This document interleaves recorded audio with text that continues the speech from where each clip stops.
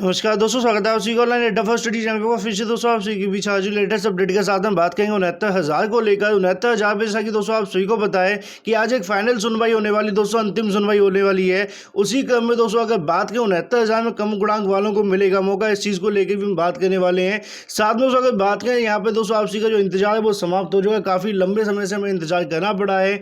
14 तारीख का पहले इंतजार किया जाता था, उसके बाद से दोस्तों 15 तारीख का इंतजार करना पड़ा। तो एक बार फिर से दोस्तों न्यायालय से जल्द खुशखबरी को लेकर हम बात करने वाले हैं। 37 या 339 सीटों को जोड़कर 69,000 पे नियुक्ति को लेकर ही बात करेंगे। 22 सीटें बाधांक मुद्दे को लेकर दोस्तों हम बात करेंगे। साथ में अगर बात करें एमआरसी को लेकर दोस्तों हाईकोर्ट ने दिया है आदेश, इस मुद्दे पे भी हम बात करने वाले हैं। और टीजीटी बायोलॉजी की परीक्षा को लेकर भी हम बात करेंगे। तो वीडियो को लाइक शेयर करना बिल्कुल ना भूलें और साथ में चैनल को सब्सक्राइब करना, बेल आइकन को दबा लें, जिससे कि आपसी को लेटेस्ट वीडियो नोटिफिकेशन मिलते हैं। ज़्यादा जानकारी आपसे टेलीग्राम चैनल साथ में वेबसाइट है, विजिट कर सकते हैं। लिंक आपसी को वीडियो की डिस्क्रिप्शन में मिल जाएगा। चलिए दोस्तों वीडियो शुरू करते हैं। तो सबसे पहले दोस्तों हम बात करना चाहेंगे आज की होने वाली दोस्तों सुनवाई को लेकर, जो कि सुप्रीम कोर्ट के अंदर देखने के लिए मिलेगी। लेकिन उससे पहले दोस्तों आपसे यहाँ पे देखेंगे, मैंने रात को आगे के आपसी को वीडियो के माध्यम से बताया था, काफ़ी लोगों ने नहीं देखा होगा। बताना चाहूँगा दोस्तों, बेसिजा विभाग की 3 भर्तियाँ सुप्रीम कोर्ट जा चुकी हैं, जिसके बारे में मैंने आपसी को जानकारी दे दी थी कौन कौन सी भर्तियाँ हैं। 15,000, 16,448 और 12,460 की दोस्तों यहाँ बात की जा रही है। ये तीनों भर्तियाँ दोस्तों सुप्रीम कोर्ट में जा चुकी हैं। अगर बात करें दोस्तों इन मुद्दों पर अब सुनवाई भी होने वाली है, जो कि आप सभी के सामने है, जो कि दोस्तों जस्टिस उमेश सर की बेंच के अंदर आपको देखने के लिए मिलेगी। तो ऐसे में दोस्तों आप सभी के सामने आ चुका पूरा का पूरा स्टेटस। ये तो दोस्तों बात हुई थी उन सभी 3 सुनवाइयों के बारे में, जो कि 17 जुलाई को होने वाली है। वहीं दोस्तों अगर हम बात करें अपनी दोस्तों सबसे महत्वपूर्ण सुनवाई को लेकर, जो कि 69,000 के बारे में दोस्तों आप सभी यहाँ देखेंगे। डायरी नंबर दोस्तों आप सभी के सामने 9वें नंबर पर लिखा हुआ है, जो कि 212-16 आप सभी के सामने है। तो ऐसे में दोस्तों मुद्दा क्या है, ये है दोस्तों मुद्दा बीएड का। कल दोस्तों रात को आगे की मैंने आप सभी को बताया था, सरकार की रणनीति के बारे में सारी जानकारी मैं आप सभी को बताया था। उसी समय पर दोस्तों मैंने आप सभी को बताया था पहले बीएड मुद्दे पे बहस होगी। पिछली सुनवाई के अंदर क्या बताया गया था मैंने आप सभी को पहले बता दिया है। तो बीएड मुद्दे पे दोस्तों जैसे यहाँ से मामला फाइनल होगा, उसके बाद कट ऑफ मुद्दे पे बहस होने वाली, क्योंकि आप सभी को पता है एक बार दोस्तों बीएड का मुद्दा फाइनल हो जाएगा तो आगामी समय के अंदर, जैसा कि दोस्तों आप सभी को पता है, सबसे बड़ा मुद्दा कट ऑफ का है।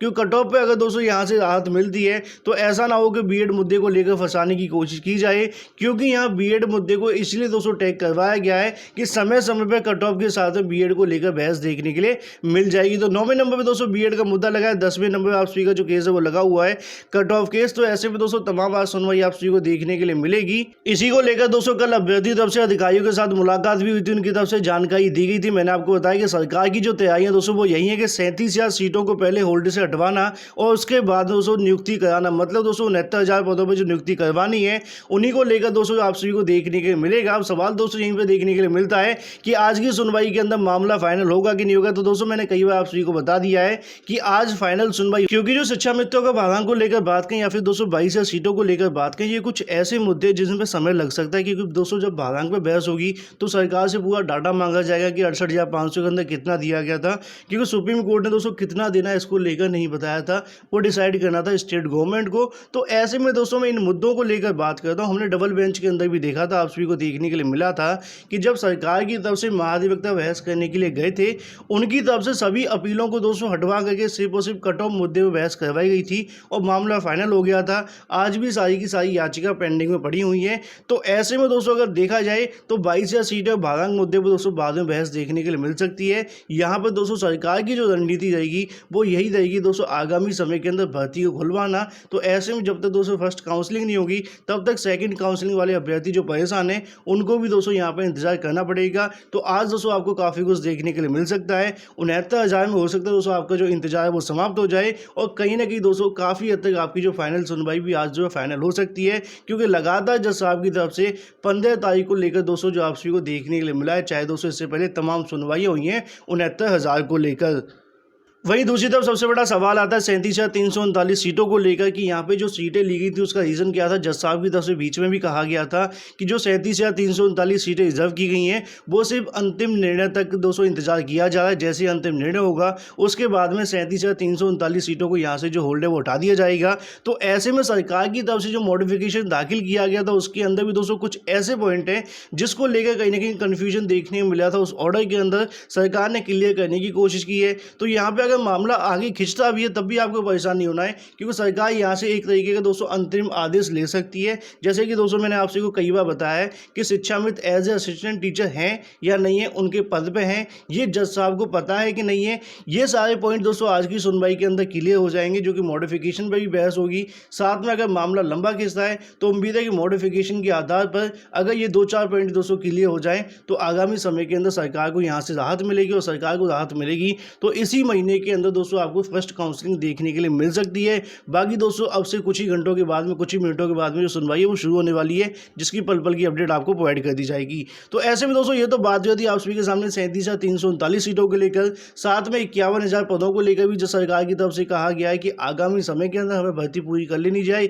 लेकिन अगर यहाँ से सुप्रीम कोर्ट की तरफ से कोई फैसला आएगा तो हम 51,000 सीटों पर भी जो डिसीजन है वो ले सकते हैं, मतलब शिक्षा मित्रों को एडजस्ट कर सकते हैं, ऐसा मॉडिफिकेशन के अंदर लिखा है। दोस्तों सबसे बड़ा सवाल 22,000 सीटों को लेकर भी कम गुणांक वाले अभ्यर्थियों को एक अच्छी खबर भी हो सकती है। यहाँ पर दोस्तों कम गुणांक वाले अभ्यर्थियों को मौका भी मिल सकता है। सुप्रीम कोर्ट की तरफ से ऐसा कहा गया था जब दोस्तों शिक्षा मित्रों का समायोजन निरस्त हुआ था, तो यहाँ पे कहा गया था कि 1,37,000 जो पद हैं उनको 2 भर्तियों के माध्यम से भरना है, जो आनंद कुमार के ऑर्डर के अकॉर्डिंग है। तो ऐसे में जो 22,000 सीटें बची हुई 68,500 वाली, इस पर दोस्तों आपको बहस देखने के लिए भी मिल सकती है, क्योंकि यहाँ 2 भर्तियों के बाद से आपको दोनों भर्ती हो चुकी, पहली 68,500 है, दूसरी 69,000 है। अब बाकी जो बची हुई सीटें उसको लेकर जज साहब की तरफ से अगर 200 जोड़ने का मौका मिल जाता है तो कम गुणांक वाले अभ्यर्थियों को दोस्तों एक बड़ी खुशखबरी आपको देखने के लिए मिल जाएगी। तो आगामी समय के अंदर दोस्तों 22,000 सीटों का मुद्दा भी यहाँ से क्लियर हो सकता है। अब सबसे बड़ा सवाल है कि भारांक को लेकर, जब हम भारांक में बात करते हैं तो अभ्यर्थी तरफ से सबसे बड़ा सवाल पूछा जाता है कि भारांक कम होगा कि ज़्यादा होगा। मैंने उनको बताया ना कम होगा ना ज़्यादा होगा। इस मुद्दे को लेकर अभी हम कुछ नहीं कह सकते हैं, क्योंकि यहाँ पर दोस्तों सुप्रीम कोर्ट ने अभी सुनवाई करनी है, और सुप्रीम कोर्ट सुनवाई करने के बाद आपको डिसीजन सुना देंगे। लेकिन इस भारांक की वजह से आप सभी को पता है कि जो बीएड बीटीसी अभ्यर्थियों को नुकसान होता है उसको लेकर यहाँ पे जो बहस करने का मौका मिलेगा, जैसे कि बीएड मुद्दे को यहाँ टैग करवाया गया, ऐसे दोस्तों भारांक मुद्दा भी यहाँ पर टैग हो गया है। लेकिन जैसा मैंने स्टार्टिंग में कहा कि हो सकता है इस मुद्दे में थोड़ा सा आपको और भी इंतजार करना पड़े, क्योंकि सरकार से जब जवाब मांगा जाता है सरकार दोस्तों 1 हफ्ते का समय ले लेगी। ऐसे में तो कहीं ना कहीं कट ऑफ मुद्दे पर दोस्तों आज जो फाइनल सुनवाई आपको देखने के लिए मिल जाएगी, जो कि आप सभी के सामने होगी। वहीं दूसरी तरफ जैसा कि आप सभी को पता है कि 69,000 के अंदर एक और विवाद दोस्तों जो है जन्म ले लिया। जन्म काफ़ी समय से लिया था पीएनपी की तरफ से, या फिर अगर बात करें अधिकारियों की तरफ से हुआ था कि जो चयनित लिस्ट जारी की गई थी उसके अंदर दोस्तों कहीं ना कहीं ऐसा डिसीजन ले लिया जाता कि भाई आगामी समय के अंदर हमारी तरफ से इस तरह का डिसीजन लिया गया है कि ओबीसी वाले अभ्यर्थी की लिस्ट हम डाल देंगे, साथ में अगर बात करें इसके अंदर गुणांक भी डाल देंगे कि कौन सा अभ्यर्थी किस कैटेगरी के अंदर चयनित हुआ है, जिससे कोई समस्या नहीं होती। मैंने आपको पहले ही बता दिया था। तो एमआरसी मुद्दे को लेकर जैसा कि आपको पता है कि 69,000 के अंदर विवाद है पिछड़ा आयोग की तरफ से, या फिर दोस्तों अगर बात करें जो एनसीएससी की तरफ से भी दोस्तों आपको यहाँ पर डिसीजन देखने के लिए मिल सकता है, क्योंकि यहाँ पर भी जो शिकायत भेजी गई है, लेकिन सरकार की तरफ से अभी से कोई डाटा तो भेजा नहीं है। तो उसी क्रम में दोस्तों अगर बात करें यहाँ पे एमआरसी को लेकर एक हाई कोर्ट ने फिर से आदेश दिया, मैं आपको यहाँ दिखाना यहाँ पे दोस्तों आप सभी को देखने को मिल जाएगा। अगर हम बात करें जिला आवंटन के आदेश का पालन करने का एक और मौका मिला है। 68,500 के अंदर क्या हुआ था मैं आपको बताना चाहूंगा। एमआरसी का मुद्दा दोस्तों वहीं से आया है, लेकिन 68,500 के अंदर लागू नहीं है, 69,000 के अंदर हुआ है। इसी को लेकर दोस्तों विवाद आपको देखने के लिए मिलता है। 68,500 में ज्यादा गुणांक वाले अभ्यर्थी को दोस्तों अगर बात करें उनको होम डिस्ट्रिक्ट नहीं मिल पाया था, लेकिन जो कम गुणांक वाले अभ्यर्थी उनको होम डिस्ट्रिक्ट मिल गया था। तो इसी को लेकर दोस्तों एमआरसी को यहाँ पर डिसीजन देखने को मिला। हाई कोर्ट की तरफ से कहा गया कि जो हाई मेरिटोरियस कैंडिडेट हैं उनको होम डिस्ट्रिक्ट दिया जाए, मतलब उनकी कैटेगरी के अंदर से एक सीट देकर के उनको मतलब कि यहाँ पे होम डिस्ट्रिक्ट दे दिया जाए। और साथ में अगर बात की जो एमआरसी की वजह से जो अभ्यर्थी होगा एमआरसी वाला कैंडिडेट, उसकी वजह से यहाँ जो सीट खाली होगी उनको दोस्तों जो है कम गुणांक वालों को दे दिया जाए, जो कि ओबीसी एससी का किसी का भी दोस्तों अभ्यर्थी होगा, जो अभ्यर्थी दोस्तों अगर बात के अपनी कैटेगरी के अंदर सिलेक्ट हुआ है। मतलब दोस्तों अगर बात करें कुल मिलाकर जो सीटें वो आरक्षित के पास ही रहनी थी, लेकिन यहाँ पर दोस्तों एमआरसी को लागू करने को लेकर डिसीजन दिया गया था। अब 69,000 के अंदर कैसे लागू किया है ये एक सबसे बड़ा सवाल है, क्योंकि हमारे पास दोस्तों इसको लेकर कोई अभी तक डाटा अवेलेबल नहीं है। उसी क्रम में दोस्तों आप भी यहाँ पे देखेंगे इलाहाबाद हाईकोर्ट के अंदर सहायक अध्यापक चयनित अभ्यर्थी दोस्तों अगर बात करें 29 अगस्त 2019 को जो आदेश पालन करने को लेकर राज्य सरकार को बेसिक शिक्षा परिषद एक और मौका दिया है। कोर्ट ने कहा है कि कोरोना संक्रमण के कारण प्रशासनिक दोस्तों अड़चनों को लेकर यहाँ पे मतलब उनकी तरफ से कहा गया कहीं ना कहीं जो काफ़ी लंबे समय से इंतजार किया जा रहा है, डिसीजन कब का आया है। अब ऐसे में कोरोना के कारण सरकार की तरफ से और भी दोस्तों जो ढिलमुल रवैया अपनाया जा रहा है। उसी के क्रम में यहाँ कहा गया कि किसी संवैधानिक आदेश को लटकाया नहीं जा सकता है। जैसे ही मामला दोस्तों जो है ठीक होता है तो इसको जल्दी से जल्दी दोस्तों जो पालन करवाया जाए।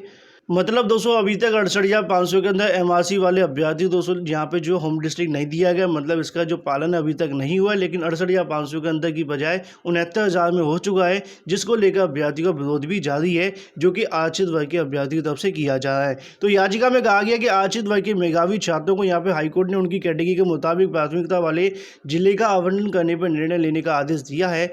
आदेश का दोस्तों अब तक पालन नहीं किया गया, इस पर दोस्तों अवमानना याचिका दाखिल की गई है। सरकार के वकील का कहना था कि संक्रमण के आदेश के अनुपालन में देरी हुई है।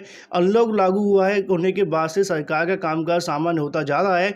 कोर्ट ने याचिकों प्रत्यावेदन पर 3 माह में आदेश के पालन को सुनिश्चित करने का इसकी सूचना याचियों को देने का निर्देश दिया गया है। तो आगामी समय के अंदर अब एमआरसी पर 268,500 के अंदर क्या होगा वो तो आपको पता चल ही गया है, लेकिन 69,000 मुद्दा गर्मा गया है। वहीं दूसरी तरफ बात करें 4 साल के बाद ही दोस्तों खाली पड़े हैं टीजीटी बायो दोस्तों, अगर बात के खाली बैठे हुए अभ्यर्थियों के, जैसा कि आपको पता है कि पहले तो यहाँ से दोस्तों इनके जो पद है वो निरस्त कर दिए गए थे, मतलब बायोलॉजी की वैकेंसी डिलीट कर दी थी।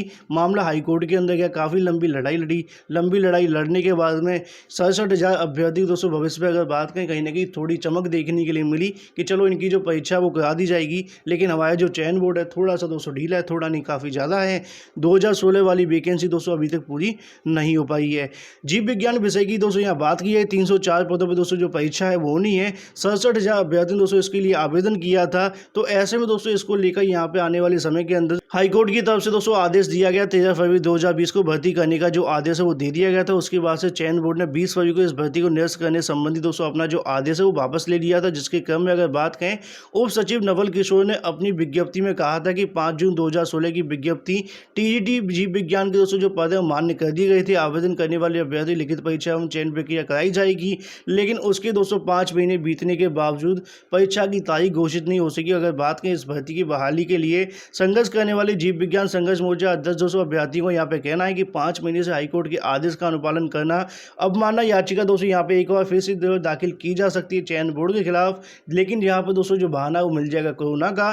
तो ऐसे में लगातार बायो वाले अभ्यर्थी मुझसे पूछते भी रहते हैं कि सर परीक्षा कब होगी, तो मैंने उनको कई बार बताया भी है कि आगामी समय के अंदर आपको परीक्षा देखने के लिए मिल सकती है। बाकी फिलहाल दोस्तों आपको ऑफिशियल नोटिफिकेशन का इंतजार करना पड़ेगा। ये थी दोस्तों 69,000 के साथ में टीजीटी के लेकर दोस्तों तमाम लेटेस्ट अपडेट। वीडियो पसंद आए वीडियो को लाइक शेयर करना बिल्कुल ना भूलें, और साथ में चैनल को सब्सक्राइब कर लें और बेल आइकन को दबा लें, जिससे कि आपको लेटेस्ट वीडियो नोटिफिकेशन मिलते हैं। So guys thank you for watching this video.